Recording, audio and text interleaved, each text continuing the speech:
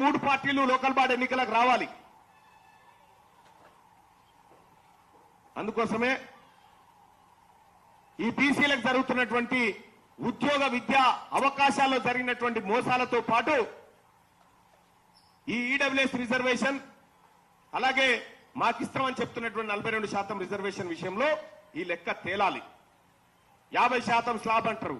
మొత్తం కేంద్ర పాలిత ప్రాంతాలు కలిపి 35 రాష్ట్రాలు 50% స్లాబ్ ఎప్పుడో దాటిపోయింది. 31 రాష్ట్రాల్లో ఓన్లీ 4 మిగిలినాయి.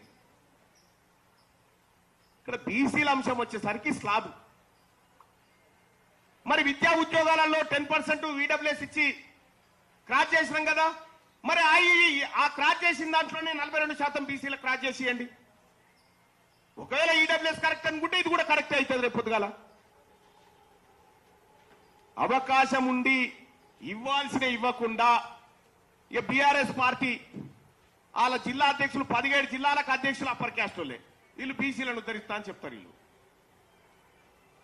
ఒక్క గౌడుకు ఒక ముదిరాజు కూడా జిల్లా పార్టీ అధ్యక్షుని ఇవ్వనటువంటి బీఆర్ఎస్ పార్టీ, ఉన్న బీసీ అధ్యక్షుని తీసేసిన భారతీయ జనతా పార్టీ, దొంగ సర్వేలతో బీసీలను మభ్యపెడుతున్న కాంగ్రెస్ పార్టీ ఇవి ఎప్పటికి మావి కావు. బీసీల కోసం సరికొత్త రాజకీయ వేదిక రావాల్సిందే. ఈ దొంగ రాజకీయ పార్టీలు ప్రజల్ని మోసం చేస్తున్న పార్టీలను ప్రజాక్షేత్రంలో ఎండగట్టాల్సిందే. మీరు 42% చెప్పిరు, మేము మీ 15% తీసుకొని పక్కా జరుగుమని ఆఫర్ కూడా పెడతా ఉన్నాం. మీ 15% మీరు తీసుకొని పక్కా జరుగురి.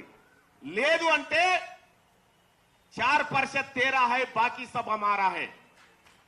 లేదంటే 4% మీది 96 మాదే. 42% రిజర్వేషన్ మీరిచ్చిన మాటకు కాంగ్రెస్ పార్టీ ఇచ్చిన మేనిఫెస్టోను వెంటనే ఇంప్లిమెంట్ చేయాలని మేము డిమాండ్ చేస్తా ఉన్నాం.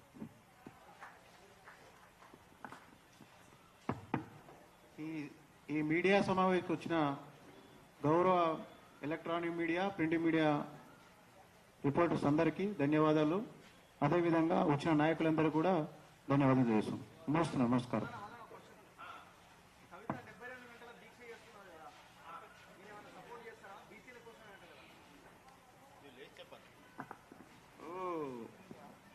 కల్వకుంట్ల కవిత గారి గురించి మేము పెద్దగా మాట్లాడాం. ఎందుకంటే ఆమె మా జాతి కాదు, ఆమెకు సంబంధమే లేదు.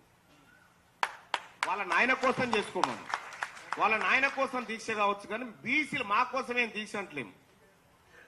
72 గంటలు కాకపోతే 700 రోజులు చేయమను, ఆఖరి దినం దాకా ఎవడొద్దు అంటుడు, మాకేం సంబంధం లేదు కదా. కవిత దీక్షతో బీసీలకు సంబంధం లేదండి. ఆమె కలిసి దొరసానికి మేమెందుకు కలుస్తాము? ఆర్ కృష్ణ అన్న అప్పట్లేక లేడు, జర కాలు తప్పినట్టు అయింది, జర పెద్ద ఆయన అయింది కాబట్టి ఆయన ఏమనం, మా నాయకుడు ఆయన.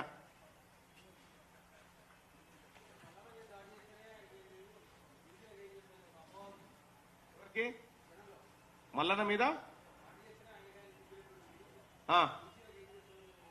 ఏం చేస్తామో చూస్తావు కదా. ఇవాళ 42% రిజర్వేషన్ అన్ని పార్టీలు గిలిగిలి మాట్లాడుతున్నాయంటే అవి ఈ బీసీ జేఏసీ పుణ్యమే. మేము ఏం చేస్తామో రాజకీయంగా ఏం చేస్తామో అన్ని రకాలుగా ఏం చేస్తామో చూపిస్తాం ఖచ్చితంగా.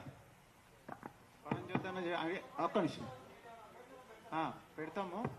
పరంజ్యోతి అన్న అడిగిన దానికి ఒక సమాధానం చెప్తా. అన్న వినాలే. అన్న, ఈ రాష్ట్రంలో మొదటిసారిగా అగ్ర కులాలు లేకుండా ఎమ్మెల్సీ లిస్ట్ వచ్చింది. కారకులు ఎవరు? మల్లన్న. ఈ రాష్ట్రంలో మంత్రివర్గ విస్తరణ జరిగింది. అగ్ర కులాలు లేకుండా ఎవరు కారకులు? మల్లన్న. ఈ మూడు పార్టీలు పోటీ పడి ధర్నాలు చేస్తున్నారు. 42% రిజర్వేషన్ ముందుకు తీసుకొచ్చింది ఎవరు? మల్లన్న. ఇంకా చాలా ఉండే చెప్పాలంటే.